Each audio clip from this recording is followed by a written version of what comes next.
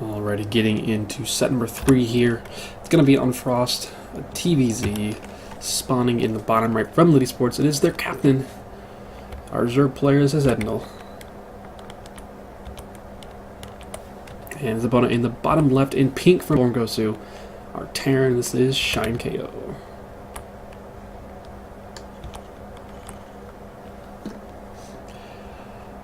So this is going to be the first game I've seen on Frost since like 2014. Or whenever this was removed from the map pool, which was actually probably in 2015 at some point, but still. Frost recently reintroduced the map pool because some of the maps in the pool were just so god-awful. They had to go back to maps that were actually good at one point. So a TVZ, I think the biggest thing on this map is going to be getting a third base and then getting a fourth base.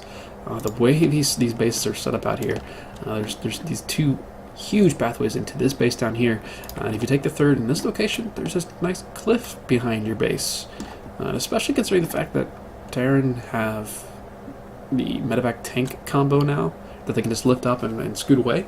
It's going to be super annoying to deal with if Shine decides to do something like that and go against those third bases wherever he chooses to do that.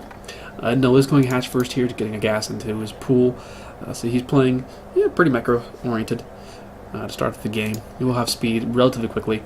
And actually, Shine's just going directly for a reactor before he even makes any units with his gas here. So you could go just double Reaper if you wanted to do that. Or you could just go immediately into some Marines, but considering he does have the gas the way he does, he might make a couple of Reapers. He may just go ahead and start the Marine play and get into a factory as soon as he possibly can.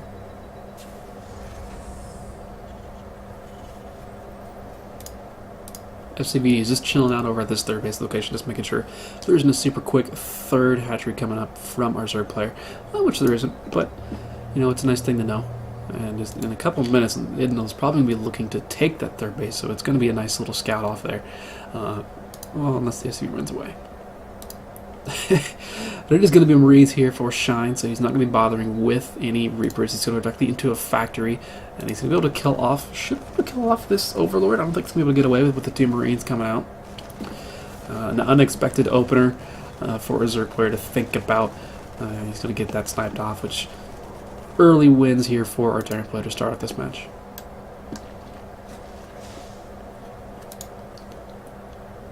Lair's already on the way here for Edennil. No extra gases just yet, so it's not like it doesn't look like he's going to be going directly into like a 2-base spire or anything. Those are just lings. I thought they might be drones moving up to a third base, but it's just a couple of lings. Going to take control of the watchtower, or at least go see what's going on the other side of the map, because he hasn't really seen anything. Getting that Overlord kill off that early kind of sucks. All he's seen is the fact that there's a factory coming up and there's a barracks with the reactor. That's all he really knows right now. He doesn't know necessarily if there is actually an expansion. He does want to confirm that at some point. Shine's still very nicely making sure that he knows what's going on. Wants to see if there's a third base. Speed isn't going to actually finish here for Edennil, so he's going to have a really hard time actually killing this SCV. And once this SCV sees there's no third base, he should know that something is up. It's just a matter of figuring out what is actually up. Which right now it looks like just going to be maybe just okay. That's what it is. That's going to be a Nidus. Thought it might be speed roaches, but it's looking like it's just going to be just a Nidus straight up. A bunch of queens. Yeah. A bunch of queens, a Nidus, and a bunch of roaches. This is a pretty good map for it because this is a huge main base. So he's going to be able to hide this this Nidus worm in a pretty difficult to scout location for our Terran player. But let's look at Shine. Well, no, okay. I thought that he's going to move on the high ground up there.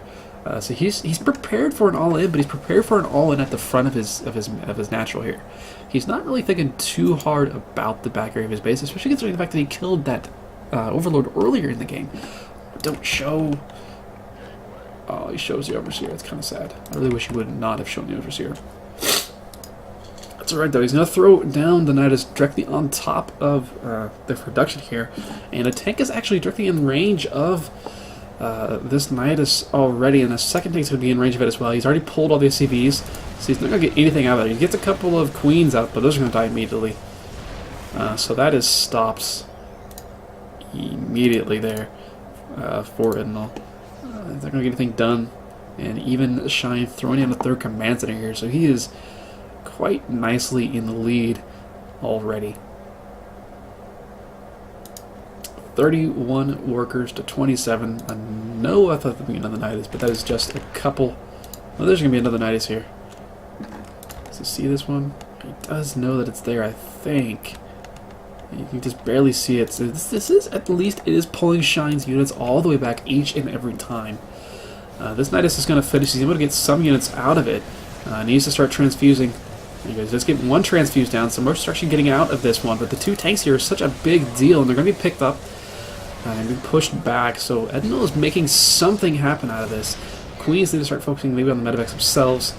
Those are just going to keep picking things up. The Liberator's going to come in here as well. Is it going to go down before it actually gets any kills? It should get a little bit of damage up, but it doesn't quite get enough. And Edennil, despite losing his first Nidus, is making this work a little bit here. He really needs to unload the Nidus network right now. And then get a transfuse on this queen. Oh, no. Two queens with the most energy do go down. So this should be cleaned up here by Shine, but his lead has diminished quite a bit.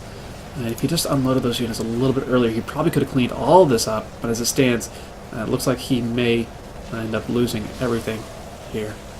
More and more units are trickling out of Nidus Swarm. He did kill 26 SCVs, which is quite a bit. 26 workers to 11 now.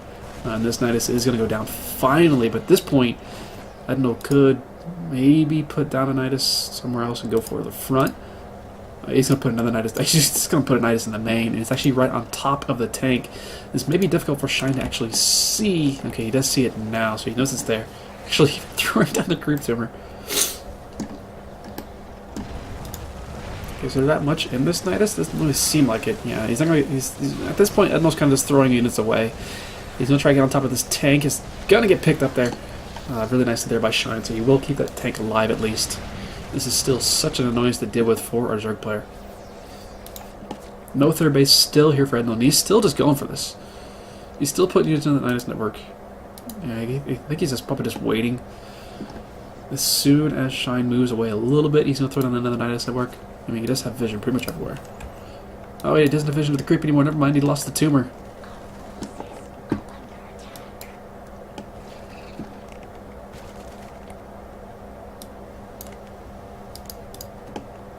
(17 workers now. So this third command center is paying off really well for Shine.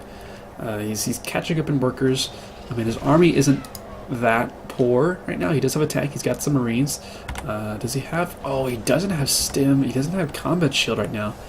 We're 8 minutes into this game. That's pretty rough.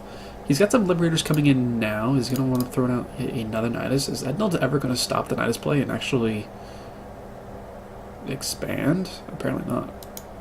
He's got one Nidus coming into the natural base, and he's queued it up to throw down another one here in the main. This is a lot of money here, and it's just, I mean, that Nidus is going to die immediately. He needs it. Okay, he's going to unload anyway. Is he going to pop back into the Nidus? No, he's going to start killing things. I thought he might pop back into the Nidus and just go for the natural, or the main, once this one finishes. Oh, actually, oh, the supply depot! Oh, the supply depot blocked that second Nidus from coming down. That's awesome. I don't know if it was on purpose by Shine, but he may have just saved himself completely there. Yeah, that's not very much done. Does get a transfuse down.